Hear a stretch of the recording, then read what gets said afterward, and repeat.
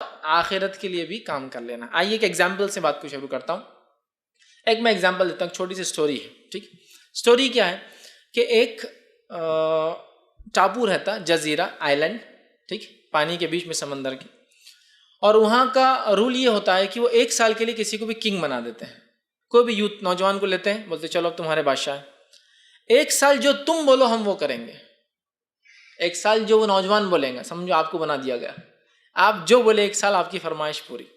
लेकिन वो 1 साल बाद क्या करते हैं, एक दूसरा टापू है, दूसरा एक आइलैंड है, 1 ईयर के बाद उस किंग को उतार के एक नया किंग नॉमिनेट कर लेते हैं, उसको चढ़ा देते हैं थ्रोन पर, ठीक है, सिंहासन पर, और इसको ले जाकर उस आइलैंड पर छोड़कर आ जाते हैं। अब क्या होता है, एक नौजवान बहुत होशियार होता है, बाकी इससे पहले जितने भी आते हैं वो किंग बन जाते हैं और खूब फायदा उठाते हैं, ये करो, पैर हाथ दबाओ, ये खिलाओ, वो पिलाओ, यहाँ ले जाओ, वहाँ चलाओ, वो सब करते हैं। और 1 ईयर के बाद वो कहाँ जाता है किसी को भी नहीं पता, क्योंकि तो वो दूसरे आइलैंड पे चले जाता है ना। तो ये एक यूथ रहता है, एक नौजवान रहता, होशियार रहता, समझदार रहता। जब उसको वो किंग बनाते तो बोलता कि सबसे पहले किंग बनने के बाद मुझे वहाँ ले जाओ, वो सेकेंड जो आइलैंड है, ताकि जो यहाँ से 1 साल के बाद जो जाते हैं वो कहाँ जाते हैं, उनका क्या होता है, वहाँ ले जाओ मुझे पहले।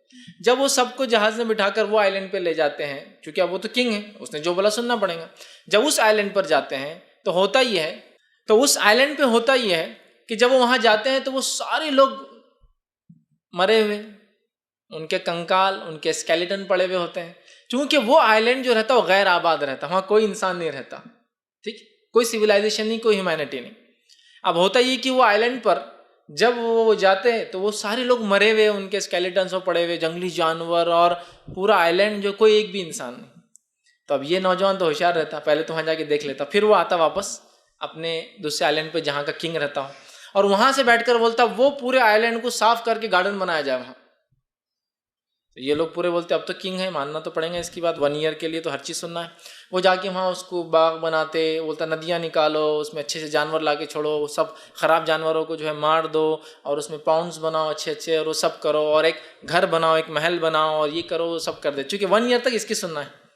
जब 1 ईयर का इसका टाइम एक्सपायर हो जाता है किंगशिप का, तो इसको ले जाके फिर कहाँ छोड़ देते, उस आइलैंड पे जिस पे उसने इस आइलैंड पे रहते 1 ईयर में उस आइलैंड को तैयार कर लिया था। समझ रहे?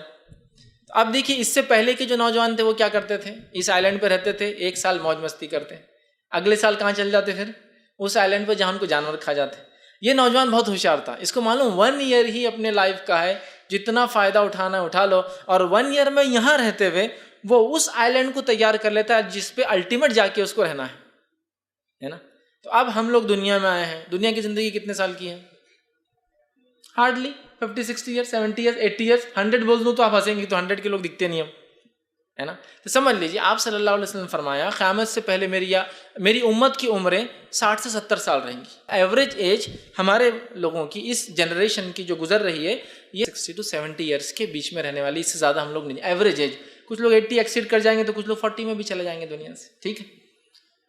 तो आप बताइए, वो पहला नौजवान जो पहले थे कहीं आकर गए, और जिन्होंने जब रहे फ़ायदा उठा लिया, उधर का नहीं तैयार किया, और वो नौजवान जिसने यहाँ रहते वहाँ बना लिया, दोनों में से अक्लमंद होशियार कौन है?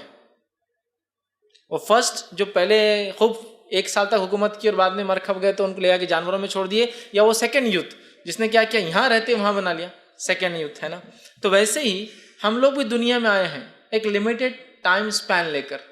आपको और मुझे कितना अलॉट किया गया है, एक तो मसला ये कि मालूम नहीं, मालूम होता तो एटलीस्ट हम आखिरी टाइम पे तबाह हुआ करके अच्छे काम कर लेते थे। अननोन। अच्छा, यहाँ रहते हुए अगर वहाँ की तैयारी नहीं करे तो क्या होता, फिर वो पहलों के जैसा हाल हो जाता, यहाँ से निकले कि वहाँ जहन्नुम में चले गए।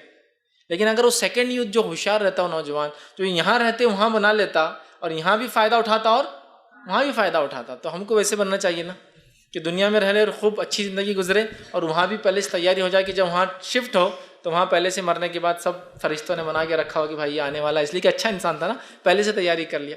और अगर जो बोले नहीं यहीं सब कुछ करना है, एंजॉय करना है, तो कर लो 50-60 ईयर्स, उसके बाद अल्टीमेटली क्या होने वाला है सबको पता है ना। गुनाह करने वाले कहाँ जाएंगे, सब जानते हैं, जहन्नुम में जाएंगे। दोज़ख बोलिए उसको आप, नर्क बोलिए उसको आप, ठीक है, हेल बोलिए उसको आप, है ना। तो जहन्नुम में जाएंगे।